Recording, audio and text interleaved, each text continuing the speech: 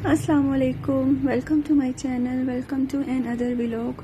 तो आज का व्लॉग जो है वो मैं शाम के टाइम से शुरू कर रही हूँ। इस टाइम 6:30 बज चुके थे और मैंने जस्ट अभी मगरिब की नमाज़ पढ़ी थी।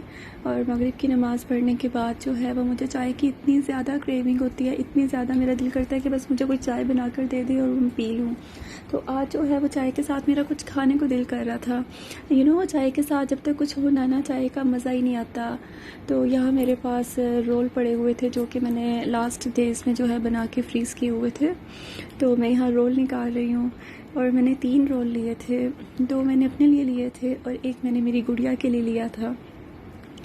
चाय के साथ ना मज़ा आता है जब हम लोग ये टाइम जो होता है ना, ये थोड़ा रिलैक्स टाइम होता है। वो रिलैक्स टाइम इसलिए होता है कि इंसान जो है ना वो थोड़ा इजी फील कर रहा होता है, क्योंकि असर के बाद इंसान जी मेरी जान अच्छा, क्योंकि असर के बाद जो है वो सो जाता है थोड़ी देर के लिए और फिर उठकर जो है मगरिब की नमाज़ पढ़ता है। तो मगरिब के बाद जो है ना वो क्रेविंग होती है इंसान को ऐसी चीज़ों की ना।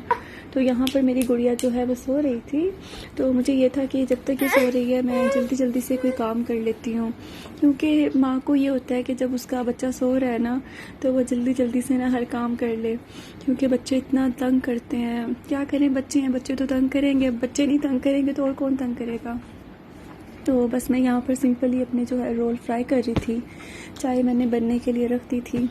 जब तक चाय बन रही थी तब तक यहाँ मेरे रोल फ्राई हो रहे थे। और जैसे ही मेरे रोल फ्राई हुए तो जैसे ही मेरे रोल यहाँ फ्राई हुए थे मैंने जो है वो चाय रखी हुई थी, तो चाय मेरी बन चुकी थी। आई एम सॉरी, पीछे मेरी गुड़िया जो है ना वो मुझे थोड़ा सा तंग कर रही है।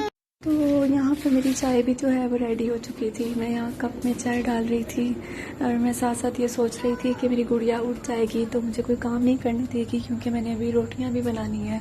ज़ाहिर है शाम के खाने की तैयारी टाइम से करनी पड़ती है, वरना गैस का तो आप सबको पता है कि गैस ने कितना तंग किया हुआ है। तो बस मुझे यही था कि मैं जल्दी जल्दी से चाय पी लूँ और फिर मैं जो मैंने और काम करने हैं मैं वो काम कर लूँ जब तक गुड़िया उठ नहीं जाती। तो जी हाँ, यहाँ मैं हूँ अपनी चाय इंजॉय करते हुए, अपना टी टाइम इंजॉय कर रही हूँ यहाँ बैठ के। अच्छा, मैं ना साथ साथ ना मुझे ना कुछ सोच आ रही थी। मैं कुछ सोच रही थी, मैं ये सोच रही थी कि इंसान जब भी किसी चीज़ के लिए पहला स्टेप लेता है ना, तो इतना लोग उसको डीमोटिवेट करते हैं, इतना उसको मजाक बनाते हैं। तो ये सब चीज़ें ना मैं सोच रही थी, क्योंकि ज़ाहिर है इंसान एकदम से तो वो एक्सपर्ट नहीं हो जाता ना हर चीज़ में, उसे टाइम लगता है। तो मैं यही सोच रही थी कि जब वो फर्स्ट स्टेप लेता है तो सब उसको कितना डिग्रेड करते हैं ना। तो इसी तरह ही ना डिग्रेड करने की बात आई गई है। तो एक कपल है जिनका मैं व्लॉग बहुत शौक से देखती हूँ, सोनिया गोपाल उनका नाम है ना, ये कपल है सोनिया गोपाल। तो ना इनका यूट्यूब चैनल है, तो मैं इनके व्लॉग्स बहुत शौक से देखती हूँ। तो अब लोग इतना इनको डिमोटिवेट करते हैं, इतना डिग्रेड करते हैं, इतनी इंसल्ट करते हैं कमेंट सेक्शन में, इतना उन्हें बेचारों को बोलते हैं। देखिए, हम कौन होते हैं किसी को जज करने वाले। अगर हम लोग किसी को अच्छा नहीं बोल सकते तो हमें कोई राइट नहीं है कि हम उसको डिग्रेड करें, उसे डीमोटिवेट करें, उसकी बुराइयां करें, उसको ये नुक्स निकालें भाई हाँ भाई तुम में तो ये खामी है, तुम में तो ये बुराइयां, तुम ऐसे क्यों करते हो, तुम वैसे क्यों करते हो, तुम ये हो, तुम वो हो। तो अगर हम लोग ये सब छोड़ के हम खुद में अगर खामियां तलाश करें ना तो हमारे लिए बेहतर होगा, इसमें हमारी बेहतरी भी होगी, हम खुद को ठीक भी करेंगे, अपनी इस्लाह भी कर सकेंगे। तो कभी इन सब चीज़ों को साइड पर रख के ना खुद के बारे में सोचा करें कि हम कितने वो हैं। अब मैं क्या बोलूँ यहाँ पर, खैर किसी को डीमोटिवेट नहीं करना चाहिए। अगर तो हम उन्हें मोटिवेट भी नहीं कर रहे ना तो हमें कोई राइट नहीं है कि हम उनको डीमोटिवेट करें। वो बहुत अच्छे लोग हैं, बहुत सिंपल से लोग हैं। वरना कुछ लोग होते हैं ना कि थोड़े ओवर हो जाते हैं, ओवर इस सेंस में कि वो अपने जो वो प्राइवेट और पर्सनल इश्यूज होते हैं ना वो पब्लिकली जो है ना वो डिस्कस करना शुरू हो जाते हैं यूट्यूब पे। तो इस चीज़ की मैं फेवर बिल्कुल भी नहीं करूँगी। अपने पर्सनल इश्यूज़ को जो है ना वो खुद तक ही रखें, खुद ही सॉल्व करें, तो बेहतर रहेगा। क्योंकि लोग हंसते हैं यार आप पर, कोई ये नहीं देखता कि हाँ आपको प्रॉब्लम है, लोग हंसते हैं। खैर अभी यहाँ पे मैं रोटियाँ बना रही हूँ। जाहिर है घर के काम साथ साथ करने होते हैं, तो यहाँ पर मैंने सोचा कि मैं रोटियाँ बना लूँ, तो मैं जल्दी जल्दी से यहाँ रोटी बना रही हूँ।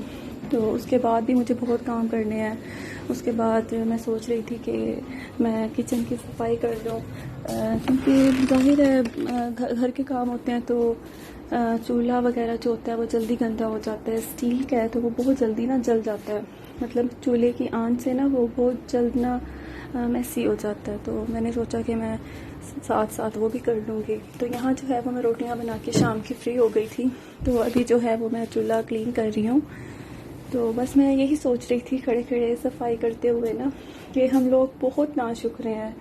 मतलब हम लोगों को अगर कुछ अच्छा मिल जाए ना तो हम लोग जो है ना वो उससे अच्छे की बेहतर तलाश में निकल जाते हैं कि हमें भाई अब अच्छा मिल गया है, हमें इससे भी अच्छा मिल जाए।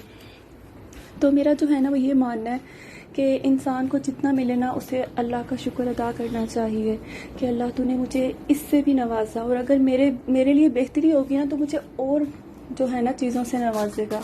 अल्लाह पर यकीन रखना चाहिए, और बजाय ये कि हम अपनी जो दुख भरी दास्तान है या हमारे जो दुखड़े हैं, हमारी जो परेशानियां हम लोगों को सुनाएं कि हाँ भाई हमारे साथ ये हो गया वो हो गया, तो हम अपने अल्लाह से शेयर करें। तो यहाँ पर ये मैडम भी उठ गई थी, आप देख लें, ये आराम से आई है, रूम से निकल कर आके अपनी चेयर पे बैठी है और बैठ के बस ये मस्त हो गई, छूले लेना शुरू हो गई। तो बच्ची है, बेटियाँ ना बहुत जल्द बड़ी हो जाती हैं, पता ही नहीं लगता बेटियाँ कब बड़ी हो जाती हैं।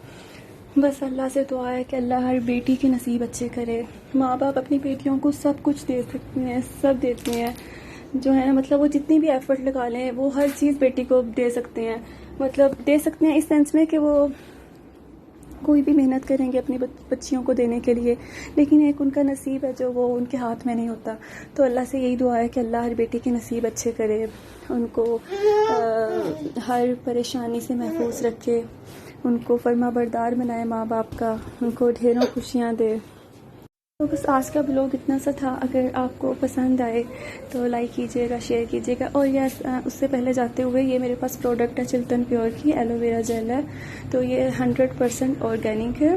तो अगर आप ये परचेज़ करना चाहते हैं तो चिल्तन प्योर की ओरिजिनल जो वेबसाइट है, ऑफिशियल वेबसाइट सॉरी, आप वहाँ पे जाके इसको परचेज़ कर सकते हैं। अभी के लिए इतना ही, मिलते हैं अगले ब्लॉग में। अल्लाह हाफिज़, अपना बहुत ख्याल रखिएगा।